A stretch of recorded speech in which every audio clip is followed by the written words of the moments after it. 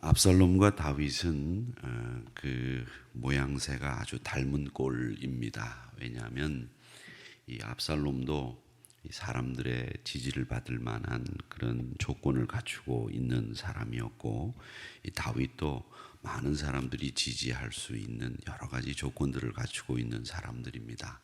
먼저는 지략에 있어서, 용모에 있어서 다윗과 압살롬은 아주 뛰어나고 빼어난 사람이었다. 성경은 그렇게 얘기하고 있고, 다윗은 이 골리앗을 죽임으로 인해서 많은 백성들의 지지를 받고 인기를 얻었던 것처럼 이 압살롬도 공정한 재판을 통해서 많은 사람들에게 지지와 인기를 받고 있었던 사람입니다. 그런데 이 다윗과 압살롬이 이렇게 닮은 꼴이 많았지만 또 틀린 점이 있었습니다. 그 틀린 점이 뭐냐? 중요한 덕목을 놓치고 있는 것들이 있었는데 압살롬은 그걸 관가했죠. 그것이 무엇인지를 오늘 본문은 우리에게 일러주고 있습니다. 먼저 이 다윗은 사람의 마음을 훔치거나 얻기보다는 자연스럽게 하나님의 마음이나 사람의 마음이 그에게로 쏠리게 하는 일들을 했으나, 이 압살롬은 사람의 마음을 훔치는 사람이었습니다. 오늘 보십시오. 다윗과 만남을 통해서 왕권을 다시 차지하기 위해서 계획에 착수합니다. 그런데 이 사람들은 가만히 있어도 자기에게 들어올 수 있는 것들, 또 자기가 차지할 수 있는 것들을 서둘다가 망치는 경우가 있는데, 압살롬이 바로 대표적인 경우입니다. 압살롬은 이제 가만히 있으면 자신의 형제를 죽인 일들이 다 무마되고, 또 다윗이 나이 들어 이제 왕위를 더 이상 지탱할 수 없게 되면 자연스럽게 왕위에 오를 수 있는 사람이 압살롬입니다. 그런데 그것을 기다리지 못하고 참지 못해서 서둘다가 이 지경이 되는데, 왕권을 차지하기 위해서 계획에 착수하는 그 일이 뭐냐? 그것이 뭐냐면 바로 자기가 왕의 자격이 있다는 것을 사람들에게 자꾸 보이려고 한다는 겁니다. 그래서 왕이라고 하는 것을 보이고 싶은 마음에 호위병 50명을 뽑아서 자기 앞에 늘 데리고 다니고, 병거와 말들을 준비하고 그것을 데리고 다니면서 자기의 위세를 드러냈다는 겁니다. 여러분, 사람이 이렇게 인위적으로 자기의 위세를 드러내려고 하는 일은 언젠가 시간이 지나면 다 무의로 돌아가고 소용없는 일이라는 것을 알게 되는데, 이 압살롬은 병거와 말들을 준비하고 50명의 호위병을 쭉 거느리고 다니면서 굉장히 대단한 사람인 것처럼 이렇게 자기의 위세를 내세웠다. 압살롬은 아버지에게서 지지를 받지 못할 것을 알았기 때문에 백성들의 지지를 얻어서 내가 왕권을 차지하겠다, 이렇게 결심을 한 겁니다. 이렇게 압살롬이 반역을 준비한 데는 여러 가지 이유가 있었겠죠. 근데 그 이유 중에 하나는 저는 이 다윗이 올바르게 가족들을 치리하지 못했기 때문이라고 생각을 합니다.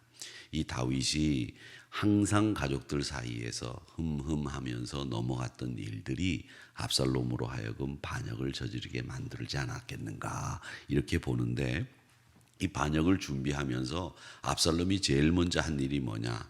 다윗에게 재판을 받으러 온 사람들을 미리 세워가지고 자기가 이렇게 얘기합니다. 야, 왕에게 가봐야 네가 재판 받으려면 시간도 많이 걸리고 왕이 너에게 재판 받을 만한 사람 세우지도 않는다. 그러니 나한테 재판 받고 가라. 네가 하는 일이 뭐냐? 들어봅니다. 그리고는 무조건 그 사람이 잘했다 칭찬하고 끌어안고 뽀뽀해주고 격려해주고 돌려보냅니다. 사람의 마음을 얻는 거죠.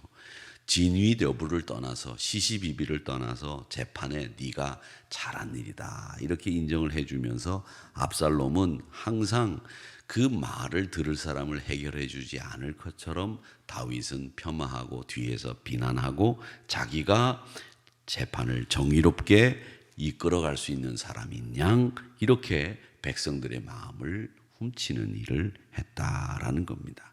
그래서 압살롬이 자기가 재판을 끝내고 나서 백성들이 자기 앞에 와서 절을 하려고 하면 일으켜 세워서 끌어안고 허그하고 뽀뽀해주고 친근함을 표하면서 백성들의 마음을 훔친 겁니다. 아버지와 아들의 교류가 완전히 끊어진 상태 속에서 압살롬은 자기의 세력을 구축하는 거죠. 점점 많은 자기의 세력을 구축하는 거죠. 정의와 공의가 다윗을 통해서 시행되지 않으니까 거기에 대한 서운함을 가지고 압살롬은 파고들어서 왕의 역할을 자처하면서 자기가 왕인 양 행세했다라고 하는 겁니다. 그러니까 이 통치자라고 하는 사람이 가지고 있어야 되는 중요한 덕목 중에 하나는 뭐냐 하면 정의와 공의도 내세워야 되겠지만 사람들의 마음을 도둑질하는 것이 아니라 사람들의 마음이 자연스럽게 그에게로 갈 수 있도록 만드는 일, 이게 굉장히 중요합니다. 사람들의 마음을 훔치는 것을 우리는 뭐라고 얘기하느냐?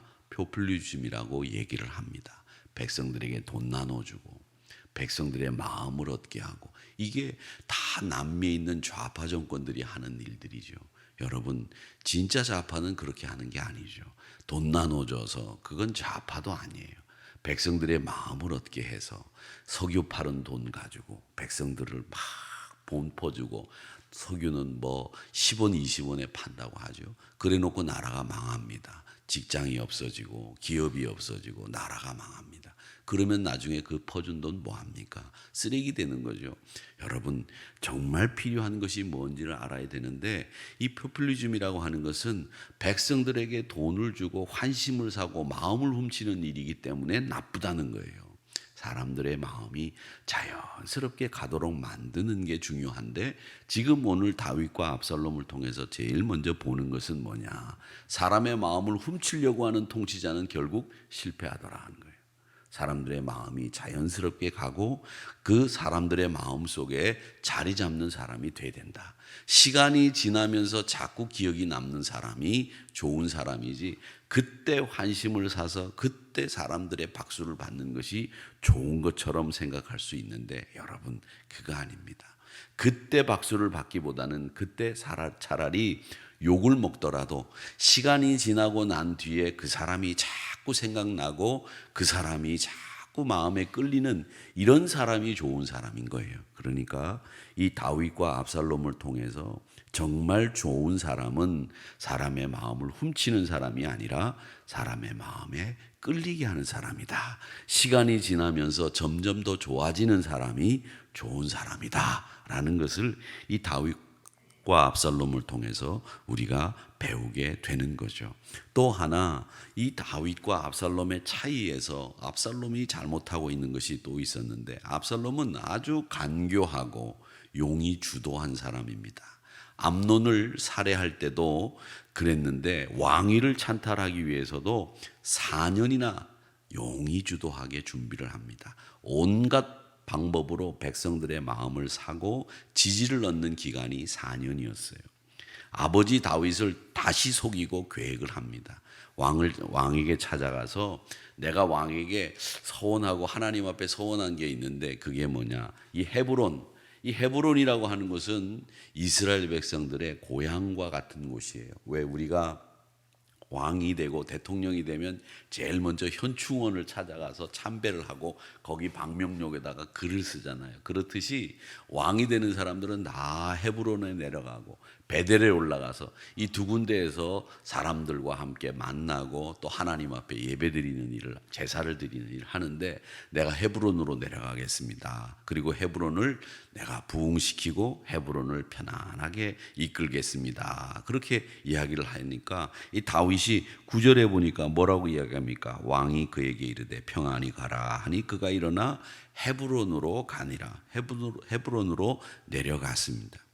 평안을 빌어서 떠나보내는 아버지 앞에 이 압살롬은 칼로 보복을 하겠다 계획을 세우고 이제 실행에 옮기는 겁니다.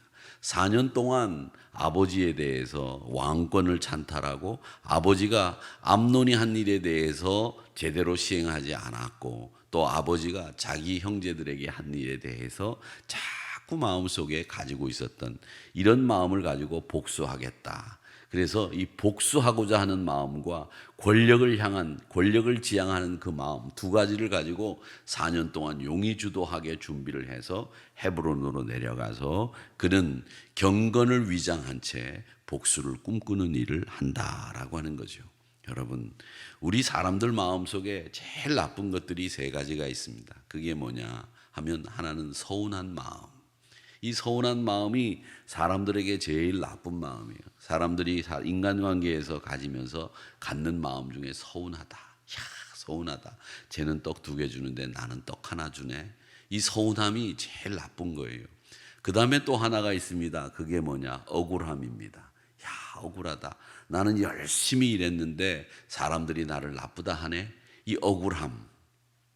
그 다음에 또 하나 느끼는 게 부당함입니다. 왜 이 부당함이 있는지, 참 이건 부당하다, 공정하지 못하다, 이런 마음을 갖는 마음이 여러분 마음 안에 드는 것, 서운함, 억울함, 부당함, 이런 것들이 생기는 순간에 신앙은 한순간에 싹 다 어디론가 흩어져 버리고 하나님을 향한 사랑도 식어버리고 우리의 믿음도 흔들리게 됩니다. 그렇기 때문에 감사가 중요하다고 말씀을 드리는 것은, 여러분, 이런 마음들은 사실은 내가 똑바로 바라보지 못하고 있기 때문에 생기는 마음일 경우가 정말 많습니다. 서운함, 억울함, 부당함, 그것을 감사로 바꿀 수 있는 여러분들의 마음이 되셔야 되는데, 이게 감사라고 하는 것이 좋을 때만 감사가 될 수 있느냐? 아니에요. 억울해도 감사하고 부당하다고도 감사하고 서운해도 감사할 수 있는 사람이 진짜 믿음의 사람이에요. 그런데 감사는 항상 좋은 일 있을 때 감사하려고 하니까 이 억울함과 부당함과 서운함이 사라지지를 않는다는 겁니다. 숱한 예배를 드리고 우리가 하나님 앞에 기도하지만 원망이 내 안에서 사라지지 않으면 그 기도와 예배는 다 헛된 것이에요. 그렇기 때문에 여러분, 그릇된 야망을 키우고 원망과 또 여러분 마음속에 그런 부당함이 자리 잡고 있다고 한다면 그런 삶이 되지 않도록 늘 조심하고 경건하고 우리를 다시 바로 세우는 일을 해야 된다는 겁니다. 그래서 이 압살롬은 복수가 나의 힘이다, 복수는 나의 모습이다, 뭐 영화 제목 같은데, 이 복수를 하기 위해서 이런 마음을 갖는 거, 이건 정말 좋지 않은 일입니다. 판단과 복수는 하나님의 몫이다라고 말씀하셨습니다. 판단하는 일, 심판하는 일, 그리고 복수하는 일, 이건 하나님 앞에 맡기면 되고, 여러분은 부당함이나 서운함이나 억울한 마음보다도 감사한 마음으로 여러분들이 지금까지 예배를 드리면서, 여러분들이 지금까지 기도하면서 쌓았던 믿음의 그 인격들과 소양들을 잘 유지하고 키워나가는 것이 필요하지, 여러분 조그마한 일 앞에서 내가 잘못 본 것일 수도 있는데 그것 앞에서 흔들리면서 우왕좌왕하는 신앙, 이게 압살롬이 우리에게 보여주는 모습이다라는 거죠. 그렇기 때문에 이 4년 동안 복수와 권력욕만 키웠던 이 압살롬의 모습에서는 다윗과는 전혀 다르다라고 하는 것을 우리가 보게 됩니다. 자, 그 다음에 또 하나, 이 압살롬이 다른 것 하나가 또 있습니다. 그게 뭐냐 하면 경외심이 없는 정치를 합니다. 자, 10절 말씀에 보면 이렇게 얘기를 하죠. 이에 압살롬이 정탐을 이스라엘 모든 지파 가운데 두루 보내 이르기를, 너희는 나팔 소리를 듣거든 곧 말하기를 압살롬이 헤브론에서 왕이 되었다 하라. 거짓말이죠. 그렇게 거짓말인데 이들은 알지 못하고 이 말을 그대로 따라갔습니다. 그리고 반란의 첫 순간부터 아히도벨의 참여를 원해서 아히도벨의 고향인 길로로 사람을 보내서 그 사람을 삼고초려를 했는지 모르지만 데리고 옵니다. 이 아히도벨은요, 굉장히 머리가 좋은 사람이에요. 그래서 모사꾼이에요. 모사꾼. 모사 아시죠? 사바 해가지고 지략을 만들어가지고 요렇게 해라 저렇게 해라 요렇게 해라 저렇게 해라, 좋지 못한 방법까지 목적을 위해서라면 수단 방법을 가리지 않는 이런 사람입니다. 다윗의 모사였지요.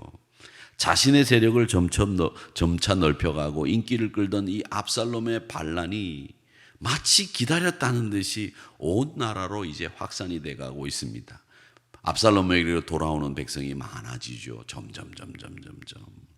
그렇게 사람들의 마음을 훔치고 눈을 속이는데 탁월한 아이도벨이 옆에 있고 압살롬도 그런 마음을 가지고 있으니까 여기에 백성들도 눈멀어 거기에 지지를 하고 모이게 되는 겁니다. 여러분, 그런데 권모술수, 변절, 반역 이렇게 얻은 권력은 항상 하나님께서 그 권력을 판단하시고 결국은 그 끝이 좋지 않게 되는 거고요. 제일 중요한 것은 사람의 마음을 얻는 게 중요한 게 아니라 하나님의 마음을 얻는 게 중요한 거예요. 백성들의 마음은 이랬다 저랬다 하는 거죠. 군중들의 마음은 상황에 따라서 자기 입에 빵이 들어가면 와 그러다가도 자기 입에 빵이 안 들어가면 와 하는 게 군중들이 심리예요. 그건 배우고 안 배우고의 문제가 아니고요. 가지고 있고 가지고 없고의 문제가 아니라 이 군중이라고 하는 것은 다 똑같은 심리를 가지고 있는 거예요. 그렇기 때문에 권모술수와 반역과 변절로 얻은 권력은 결국은 그 끝이 좋지 못하는 것을 우리는 역사 속에서 수많이 보아왔지 않습니까? 그렇기 때문에 제일 중요한 것은 우리가 기도하는 것처럼 위정자들도 대통령도 왕도 하나님의 마음에 합한 사람이 되기를 위해서 기도해야 되고 우리도 어떤 공동체를 이끄는 데 있어서 사람들의 마음을 얻는 것보다는 정말 중요한 것은 하나님이 기뻐하시는 일을 선택하고 판단하는 일이 제일 중요하다라는 것을 여러분 모두가 아시기를 주님의 이름으로 축복하면서 오늘 이 말씀은 우리에게 하나님의 마음을 얻을 수 있는 자가 승리합니다 라고 하는 결론을 우리에게 제공해 주는 말씀입니다. 압살롬, 다윗 비슷하게 뛰어난 용모와 지혜를 가지고 있는 정말 왕으로서 흠잡을 데가 없는 그런 사람이었지만 이 다윗과 압살롬의 차이가 이런 차이가 있었다라고 하는 것을 알고 요즘 대중매체가 발달한 시대이기 때문에 인기를 얻을 수 있는 기회도 많지만 여러분 사람들의 인기를 누릴 수 있는 거 좋습니다. 그런데 시간이 지나면 다 그 모든 것은 드러나게 마련입니다. 포퓰리즘, 복수심, 거기에 기반한 정치 경외심이 결핍된 정치 이런 것들이 다 모래 위에 세워진 누각에 불과하다는 것을 우리에게 보여주는 이 압살롬의 모습을 통해서 우리는 오늘도 하나님의 마음에 합한 삶을 살아야 되겠다라고 하는 생각을 가지고 따뜻한 마음으로 우리나라 대통령도 그렇고 많은 지도자들이 이런 마음을 가지고 나라를 다스리고 백성들을 잘 선한 곳으로 인도해 주셨으면 하는 그런 기도를 하는 우리 여러분들이 다 되시기를 바라고 그리고 여러분들도 속해 있는 공동체 안에서 이런 지도자들, 이런 분들이 다 되시기를 주님의 이름으로 축복합니다. 여러분들이 또 가정으로 돌아가시면 가장이시고 어머니들이신데 그 어머니와 가장들이 또 이런 마음을 가지고 이 가정을 잘 이끄신다고 한다면 복된 가정이 될 줄로 믿습니다. 사람의 마음을 헤아리고 하나님의 마음을 얻는 지도자, 이런 지도자가 저와 여러분이 다 되기를 주님의 이름으로 축복합니다.